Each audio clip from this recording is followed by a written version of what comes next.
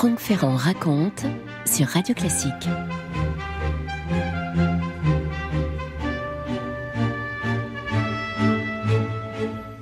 Nous sommes à Kiev en 1902.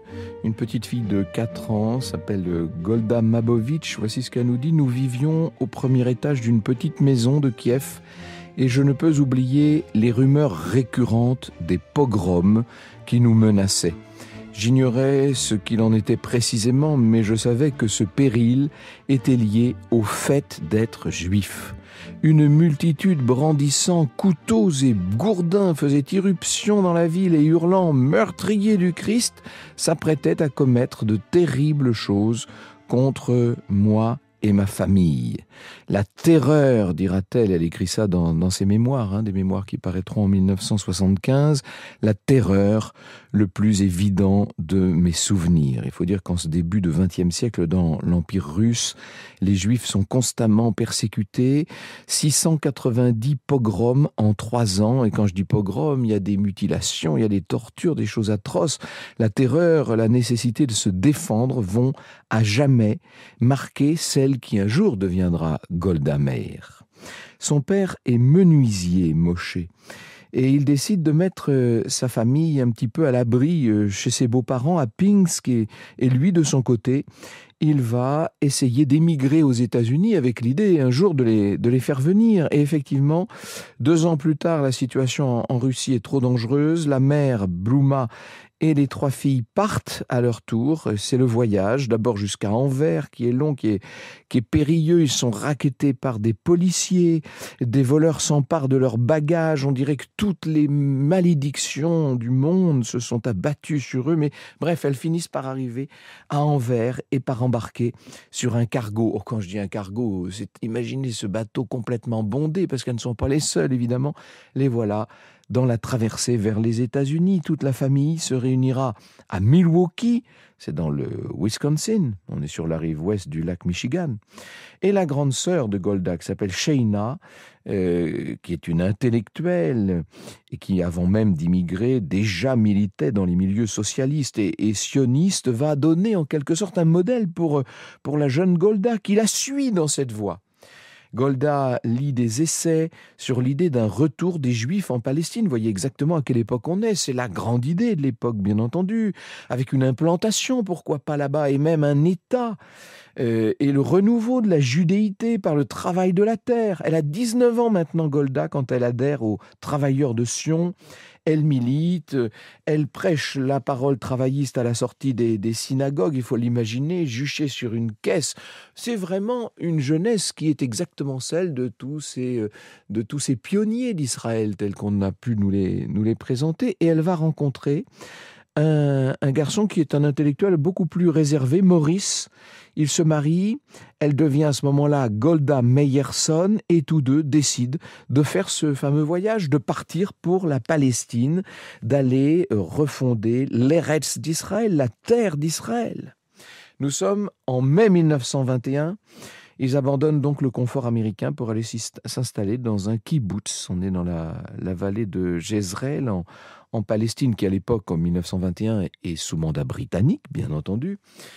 Voici ce qu'elle dira. Pas de verger, pas de prairies, pas de fleurs, rien sauf le vent, la pierre et quelques champs brûlés par le soleil. Il n'empêche, elle est heureuse parce qu'elle a accompli ce qui pour elle était un rêve. C'est pas du tout le cas de Maurice. Pendant 2 ans, elle cultive la terre, elle récolte les fruits, elle se perfectionne dans la langue hébreu et participe au congrès du syndicat Histadrut. Elle croise là un certain nombre de ceux qui un jour vont devenir les dirigeants d'Israël. On pense à Ben Zvi, bien sûr, à Ben Gourion, à Chertok.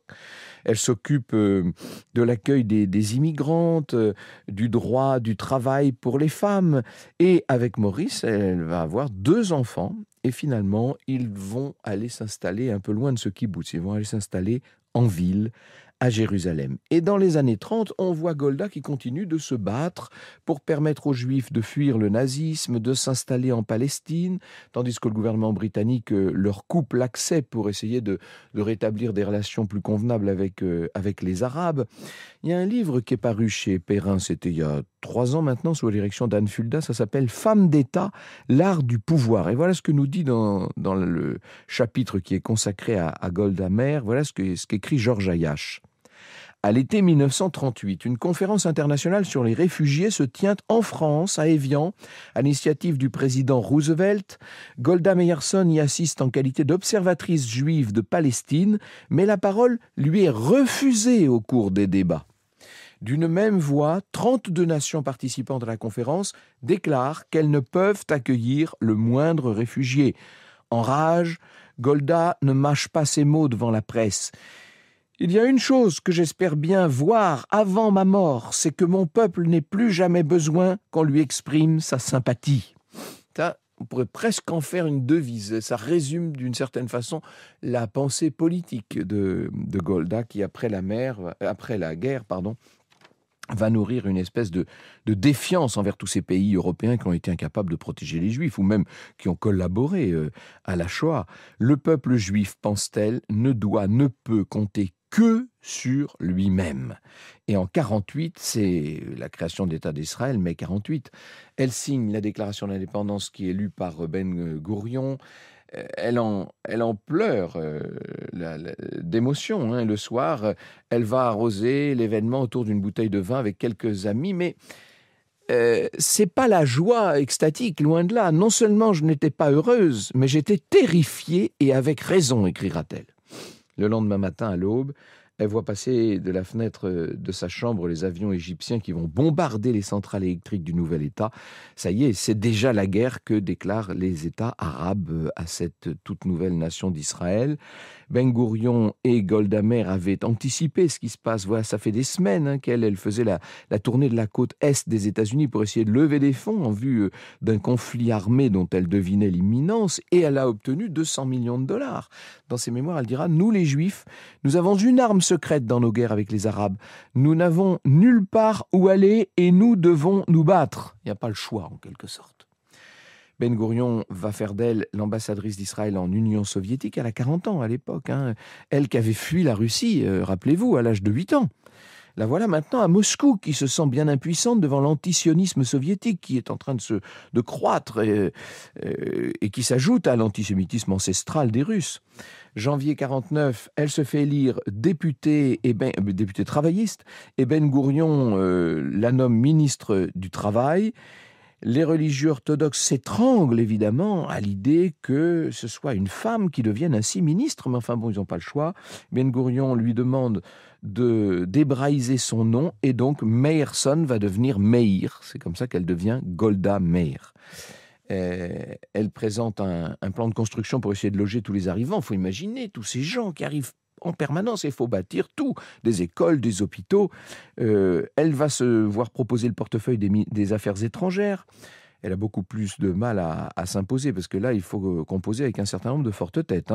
Ben Gourion, d'abord, a l'intention de rester maître totalement de la politique extérieure du nouvel État, mais il y a également le chef d'état-major, le célèbre Moshe Dayan. Il y a le secrétaire général à la Défense, Shimon Peres. En 1956, vous savez, il y a la fameuse opération de Suez, sur la prise de contrôle du canal de Suez au moment de la nationalisation par Nasser. Et Ben Gourion s'entend avec la France, avec la Grande-Bretagne. Ça va pas du tout dans le sens de ce que voudrait Golda Meir, ça. Et d'ailleurs, elle n'a même pas été informée. On l'a prévenue au tout dernier moment de ce qui était en train de se passer. Elle a un titre de ministre, mais la réalité, c'est que pour l'instant, elle fait surtout de la figuration. Vous écoutez Radio Classique. Elle fait de la figuration, Golda Meir, mais ça ne va pas durer très longtemps. En 1963, un ancien ministre se met à mener contre Ben Gourion une véritable fronde, et elle va, prendre le parti du frondeur contre celui qui avait été son mentor, le vieux, comme on appelait Ben Gourion, qui tombe. Et à ce moment-là, parce qu'elle a choisi, est-ce que c'est une trahison, est-ce que c'est de l'émancipation, bref, elle a choisi le bon camp, si je puis dire, et elle reste ministre. Et au bout de 3 ans, elle décide, elle aussi, de de démissionner parce qu'elle en a assez de se battre comme ça un peu pour rien. Et puis il y a une autre raison, c'est qu'elle est malade. Elle est atteinte d'un lymphome. Mieux vaut jouer les grands-mères à plein temps que les ministres à mi-temps, dira-t-elle avec beaucoup de sagesse. Mais ça va pas durer longtemps, hein. En février 69, c'est la mort du Premier ministre. Le Parti travailliste doit choisir un nouveau chef. Il y a 2 rivaux à ce moment-là, Dayan et le vice-premier ministre Allon. Et le parti va choisir une 3e possibilité, la 3e voie, d'une certaine manière, c'est Golda Meir. Et là, les religieux protestent. Non, mais enfin, on va quand même pas nommer une femme Premier ministre. Eh bien si, à 71 ans, la voilà Première ministre. À l'époque, on dit Premier ministre. À nouveau, elle pleure d'émotion. L'ambassadeur de France confie à Claude-Catherine Kiechman, qui a écrit une biographie de référence, ça c'était en 2015. Il s'appelle Francis Huré, cet ambassadeur. Il dit « J'avais vu quelques jours auparavant une femme vieillissante, se plaignant de ses jambes, de sa fatigue. Et voilà qu'elle avait rajeuni de 20 ans, gaie comme un pinson. » C'est ça qu'elle attendait en fait.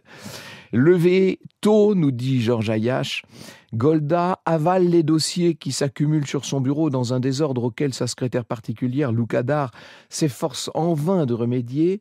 Leur lecture est ponctuée d'entretiens toujours brefs avec ses principaux conseillers qui disposent d'une grande latitude.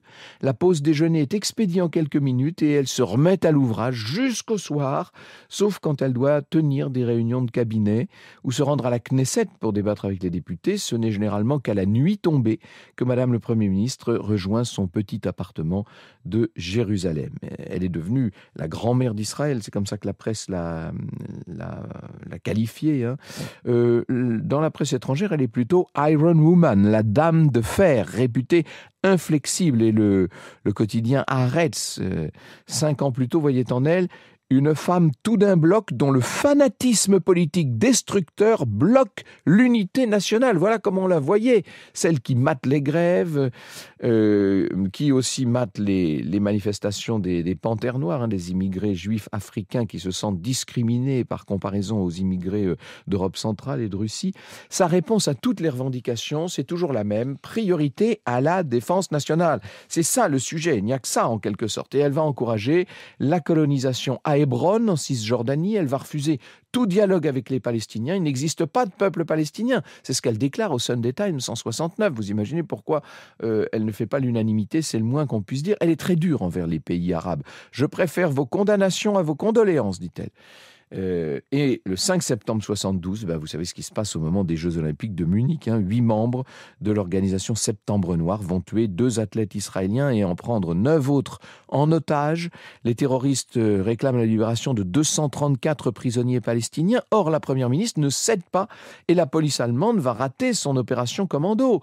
Ce qui fait que les terroristes exécutent les 9 athlètes. Vous imaginez le choc. Golda Meir fait face à une guerre d'usure qui a été déclenchée par l'Égypte de Nasser, qui veut récupérer le Sinaï, qui a été perdu pendant la guerre des 6 jours en 67. La première ministre peut bénéficier bien sûr du soutien des États-Unis avec Nixon au pouvoir et Kissinger, qui est juif, qui dirige la diplomatie américaine, et de tout le camp occidental en vérité. Les États-Unis arment Israël et quand Nasser meurt, elle pense que son successeur ne peut pas être pire. C'est Anwar el-Sadat, le successeur qu'elle estime raisonnable. Et lui, pourtant, déclare Sadat, « Toutes les portes que j'ai ouvertes m'ont été claquées au visage par Israël avec la bénédiction des Américains. » Et plus tard, il dit, « La reprise de la guerre est devenue inévitable et tout le pays est mobilisé à cette fin. » Ça va être, bien sûr, début octobre 73.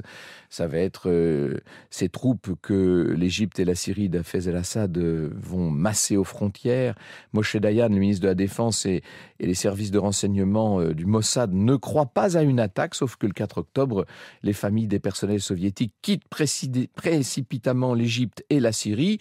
Il y a de quoi s'inquiéter à ce moment-là.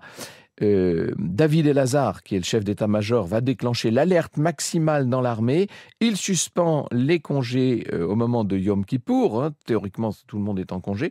Golda Meir et Moshe Dayan ne prennent pas de mesures supplémentaires. Elle s'est engagée auprès des États-Unis à ne pas attaquer en premier. Donc on attend, c'est la fête de Yom Kippour qui commence. Le silence dans tout le pays. Et puis le 6 octobre 73, une taupe du Mossad en Égypte, qu'on a appelée Babel, et le gendre de Nasser, va annoncer que l'attaque sera lancée dans l'après-midi seulement.